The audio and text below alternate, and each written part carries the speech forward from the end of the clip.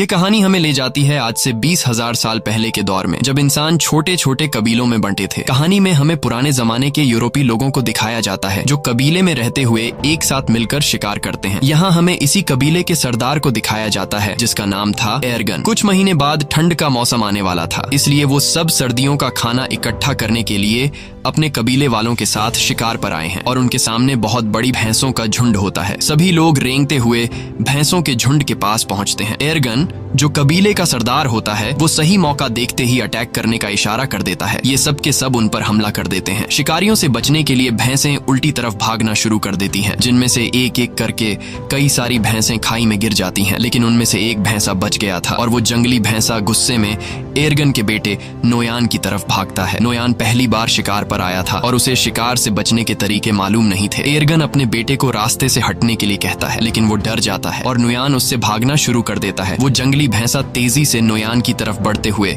उसे अपने सींग में उठा लेता है और खाई की तरफ भागना शुरू कर देता है। एर्गन जो उस कबीले का सरदार है वो देखकर अपने बेटे को बचाने के लिए भैंसे पर भाला फेंकता है। भैंसे को भाला लग जाता है, लेकिन घायल होने के बाद भी वो नोयान को नहीं छोड़ता और नोयान को खाई से ऊपर उछाल देता है। और यहाँ से कहानी जाती है फ्लैशबैक में, यानी कि एक हफ्ता पहले, जहाँ पर हम देखते हैं कि कबीले के लोग शिकार की तैयारी कर रहे हैं। वो पत्थरों से अलग अलग तरह के नुकीले हथियार बना रहे थे। ये सिर्फ तैयारी नहीं थी, बल्कि नए लोगों को शिकार में हिस्सा लेने के लिए इस तरह के पत्थर बनाने पड़ते थे। जो सबसे तेज और नुकीला हथियार बनाएगा उसे शिकार के लिए सिलेक्ट कर दिया जाएगा। इस प्रतियोगिता में एर्गन का बेटा नोयान भी पास हो जाता है। उसी रात को नोयान की माँ एर्गन से कहती है, नोयान को अपने साथ शिकार पर मत ले जाओ, वो अभी बच्चा है। मैं उससे बहुत प्यार करती हूँ और उसे खोना नहीं चाहती। एर्गन कहता है, सर्दियां आने वाली हैं और साल के इस वक्त में सभी शिकार करने के लिए जाते हैं। अगर हम शिकार पर नहीं गए तो हम सर्दियों में भूख से मर जाएंगे और नोयान को खुद को साबित करना होगा कि वो मेरा बेटा है। अगली सुबह सभी कबीले वाले शिकार के लिए निकल रहे होते हैं, लेकिन नोयान की माँ नोयान के लिए बेचैन हो रही थी कि कहीं मेरे बेटे को कुछ हो न जाए। लेकिन एर्गन उसे तसल्ली देता है, तुम परेशान मत हो, नोयान को कुछ नहीं होगा। और वे सब शिकार पर निकल जाते हैं। थोड़ी दूर आगे जाने के बाद यहाँ पर एक दूसरा कबीला भी आता है जो उन्हीं की तरह शिकार करने के लिए निकला है ताकि सर्दियों के लिए खाना इकट्ठा कर सके। बहुत लंबा सफर तय करने के बाद वो सब एक पत्थर के ढांचे तक पहुँचते हैं जो कभी उनके पूर्वजों ने बनाया था। ये सफर बहुत खतरनाक होता है। इस सफर में उनके कई पूर्वजों ने अपनी जान गंवाई है, इसीलिए उन्होंने पूर्वजों की याद में यह पत्थर का ढांचा बनाया होता है। आगे चलने के बाद उन्हें एक जंगली सूअर दिखता है जिसे वो भाले से घायल कर देते हैं। एर्गन अपने बेटे नोयान से कहता है कि तुम इसे मारोगे, लेकिन नोयान ने पहले कभी शिकार नहीं किया था। वो इसे देखकर घबरा जाता है और नोयान उसकी जान नहीं लेता, इसलिए एर्गन उसके हाथ से पत्थर का खंजर छीनकर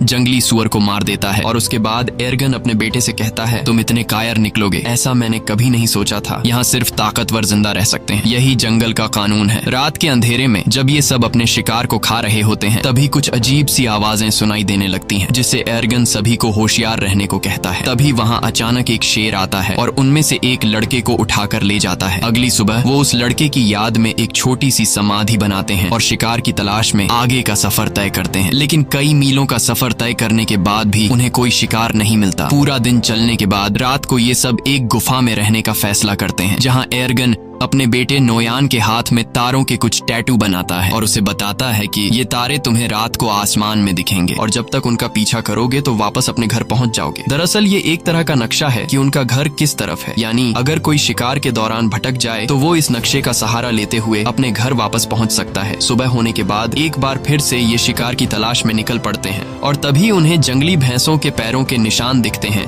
जिसे देखकर सब खुश हो जाते हैं। अब ये जंगली भैंसों का शिकार करना शुरू करते हैं और यहाँ वो सीन आता है जब एक जंगली भैंसे ने नोयान को पहाड़ी से उछाल दिया था। कहानी वापस प्रेजेंट में आती है जहाँ दिखाया जाता है कि जब नोयान को चट्टान से उछाला गया तो वो नीचे जा गिरा, लेकिन वो चट्टानों के बीच एक पत्थर को पकड़कर लटक जाता है। एर्गन जल्दी से वहाँ पहुँच जाता है और अपने बेटे से कहता है, हिम्मत मत हारना, मैं तुम्हें बचा लूंगा। लेकिन तभी वो पत्थर टूट जाता है जिसे पकड़कर नोयान लटका हुआ होता है। नोयान चट्टानों से टकराता हुआ नीचे गिरता है और चट्टानों के बीच में बने हुए एक छोटे से रास्ते में जा गिरता है। एर्गन अपने बेटे को बचाने के लिए जाना चाहता है, लेकिन उसके कबीले वाले लोग उसे रोक लेते हैं। वो कहते हैं, अब यहाँ से नीचे जाने का कोई रास्ता नहीं है। तुम्हारा बेटा अब इस दुनिया में नहीं रहा। हम तुम्हें खोना नहीं चाहते। तुम हमारे कबीले के सरदार हो। तुम्हारी जिम्मेदारी है कि तुम हम सब की हिफाजत करो और हमें वापस घर ले चलो। लेकिन एर्गन किसी की भी बात को मानने को तैयार नहीं था। वो पूरी रात उसी चट्टान के किनारे बैठकर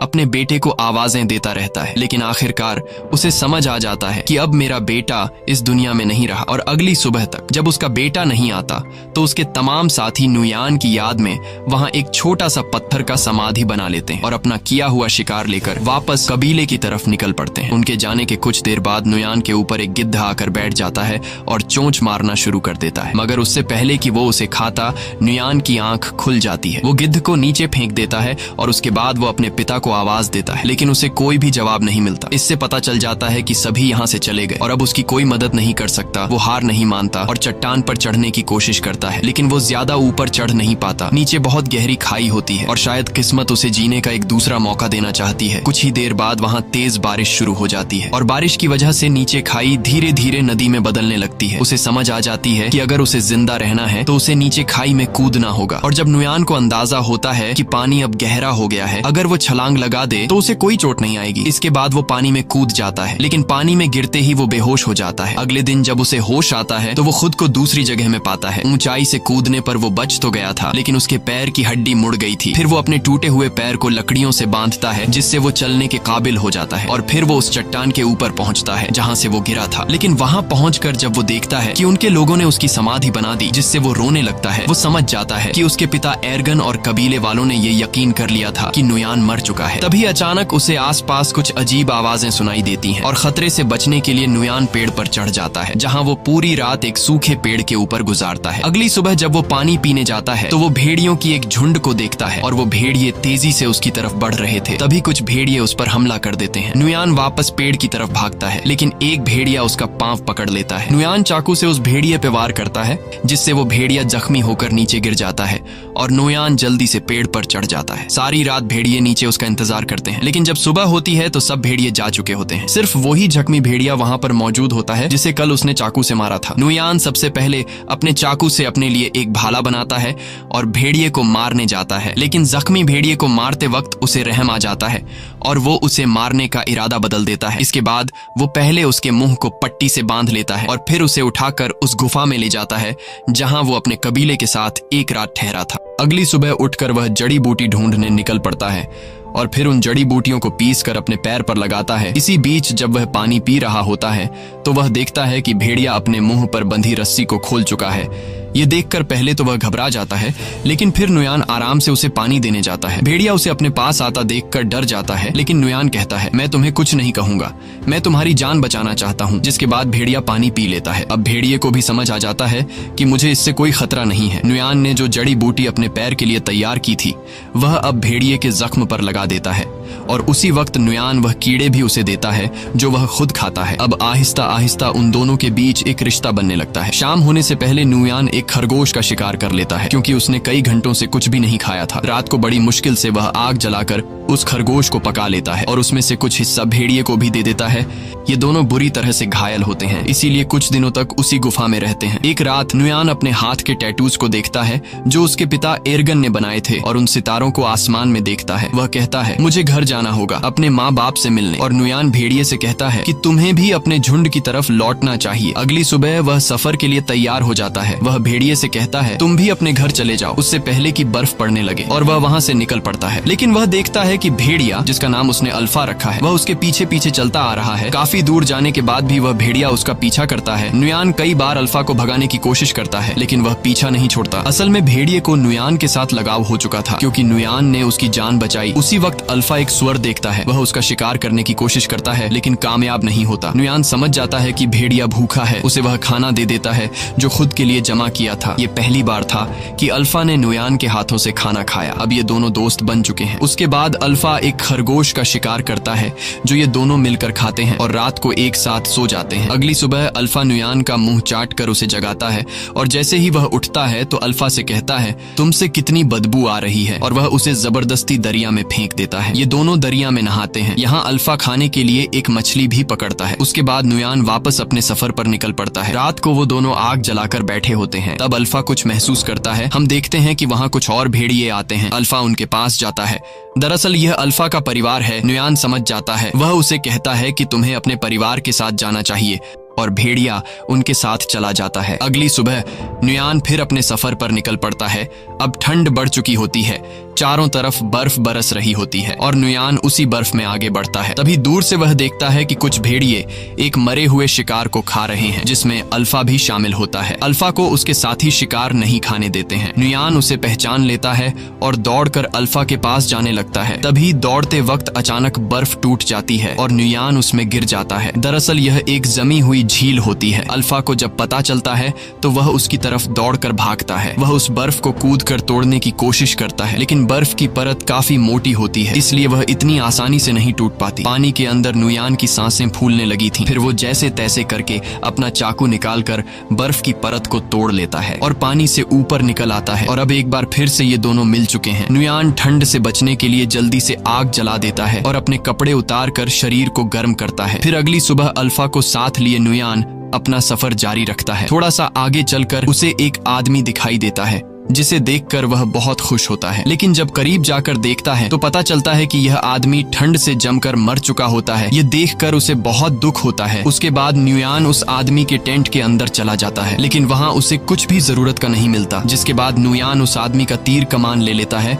और आगे बढ़ने लगता है। तभी वह देखता है कि उनके पीछे लगड़बग्घे उनका शिकार करने के लिए आ रहे हैं। वो दोनों अपनी जान बचाने के लिए दौड़ने लग जाते हैं और एक गुफा में घुस जाते हैं। वो लगड़बग्घों से तो बच जाते हैं, लेकिन अब वो उनसे भी खतरनाक जानवर के घर में घुस गए थे। दरअसल यह गुफा एक ब्लैक पैंथर की होती है। तभी ब्लैक पैंथर नुयान पर हमला कर देता है, लेकिन उससे पहले कि वो नुयान तक पहुंचे अल्फा उस पर हमला कर देता है। जब वो दोनों लड़ रहे होते हैं तो इस बीच नुयान अल्फा को कमजोर देखकर ब्लैक पैंथर को तीर मार देता है, जिससे वो मर जाता है। अल्फा बच तो गया था, लेकिन ब्लैक पैंथर से लड़ते लड़ते कई सारी चोटें आई थीं। इसके बाद नुयान अल्फा के जख्मों पर मरहम लगाता है और उसकी जान बचाने के लिए उसका शुक्रिया अदा करता है और उससे कभी न छोड़ने का वादा करता है। अगली सुबह एक बार फिर से वो दोनों अपने सफर को जारी रखते हैं। कई मील सफर करने के बाद आखिरकार नुयान को वो समाजी मिल जाती है जो उनके पूर्वजों ने बनाई थी। उसे देखकर वो बहुत खुश हो जाता है और उसे पता चलता है कि वो अब तक सही रास्ते पर चल रहा था। अब वो अपने कबीले से ज्यादा दूर नहीं, जल्द ही वो अपने कबीले के पास पहुंच जाएगा। तो अब फिर से सफर जारी रखता है, लेकिन थोड़ी दूर जाने के बाद अल्फा गिर जाता है। कमजोरी और जख्मों की वजह से